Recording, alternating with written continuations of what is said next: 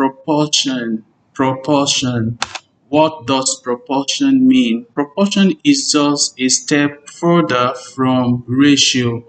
Proportion is equivalent of two ratios. Okay, equivalent of two ratios. Now let's look at this example. It says two distances are in the ratio of 7 to 5. If the larger is 105 kilometers, what is the smaller ratio? Now, when you look at the part of the ratio, 7 is for 105 kilometers and 5 is to the unknown. So we can represent the unknown with the use of letters, say X or Y or S, which is the initial of smaller. So you can just represent with any letter of your choice. Now look at this. We have 7 ratio 5 equals to 105 kilometers ratio x kilometers. Right here, you will see that it's like you're having equivalent fractions that is going to lead you to what?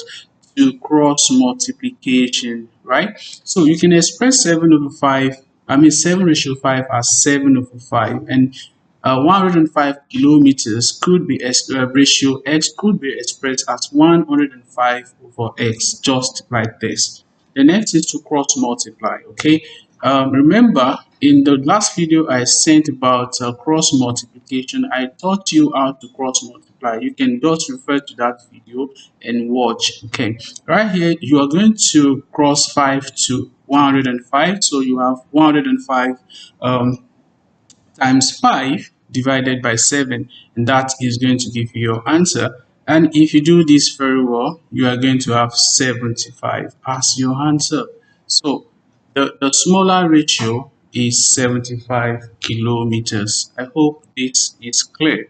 All right, so let's look at another example. It says the proportion of girls to boys in a class is 1:4. If there are 45 pupils, okay, how many boys are there?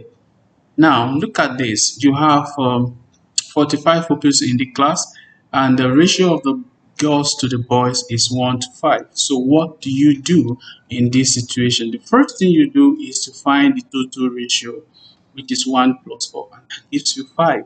And when you look at the ratio, the proportion, you see girl is to 1 and girl is to 1, girls is to 1, and boys is to 4. And now we are looking for the number of boys. And so since boys is to 4, definitely we are going to say 4 over the total ratio, and that's going to give us 4 over 5. Then we multiply by the total number of pupils that we have in the class. And if this is well done, you're going to have 4 times 9, because 45 divided by 5 gives you 9, and 4 times 9 gives you 36. And so the boys that are in the class are 36. All right. So the question might even ask you to find the total number of the girls. And look at it. We have gotten the number of boys in the class to be what? 36. This is all about proportion, right? I hope you have learned one or two things in this video today.